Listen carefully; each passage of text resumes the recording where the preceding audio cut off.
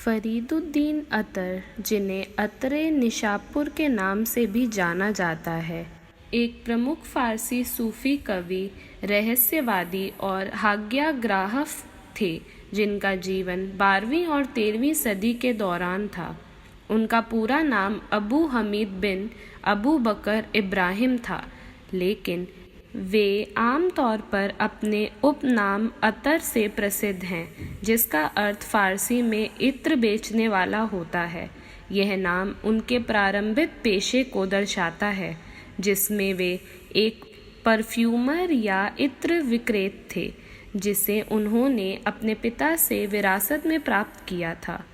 अतर का जन्म लगभग 1145 ईस्वी में निशापुर, ईरान के एक शहर में हुआ था।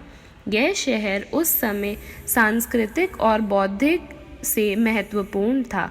उनके जीवन के शुरुआती विवरण अस्पष्ट हैं, लेकिन यह ज्ञात है कि वे एक संपन्न परिवार में पैदा हुए थे।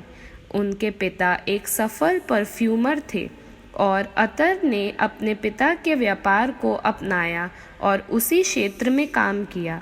उनकी दुकान पर उन्होंने ग्राहकों की कहानियाँ और समस्याएं सुनी, जो उनके बाद के आध्यात्मिक जागरण और साहित्य में काम पर प्रभाव डाल सकती हैं। व्यापार में सफलता के बावजूद अतर ने एक गहरा आध्यात्मिक परिवर्तन अनुभव किया, जिसने उन्हें सूफियात की ओर ले गया।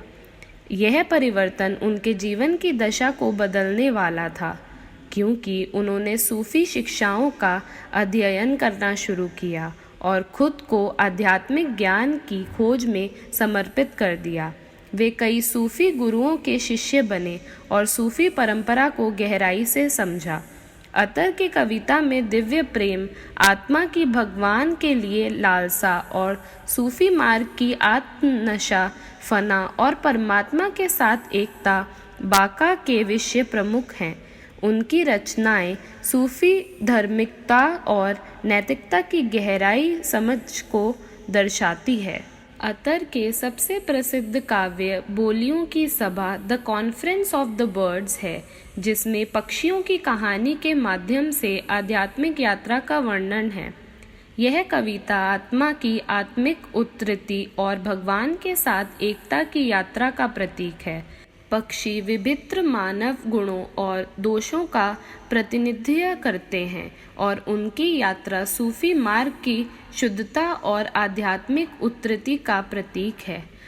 अतर की अन्य महत्वपूर्ण रचनाएं हैं दिव्य ज्ञान की पुस्तक the book of divine wisdom, सूफी शिक्षाओं को संप्रेषित करने वाली कहानियाँ और उपाख्यानों को संग्रह, दुख की पुस्तक द बुक ऑफ सफरिंग, आत्मा के दुख की कविता जो भगवान के रास्ते पर है, सदाचार की पुस्तक the book of the secret, नैतिक और आध्यात्मिक सलाह देने वाली शिक्षाएं, शाश्वत की पुस्तक द बुक ऑफ एवरलास्टिंग, आत्मा की यात्रा की कथा, संतों की स्मृति, मेमोरियल ऑफ द सेंट्स, सूफी संतों की जीवनी और उनके गुणों का संग्रह।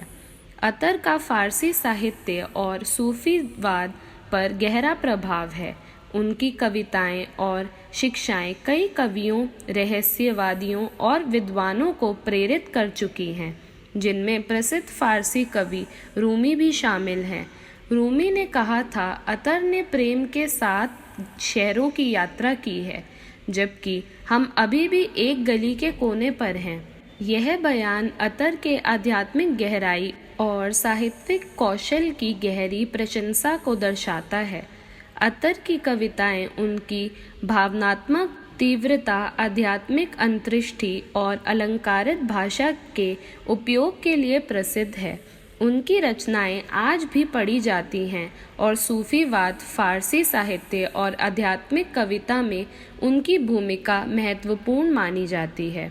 अतर का निधन लगभग 1221 ईस्वी में हुआ, जब मंगोलों ने निशापुर पर आक्रमण किया।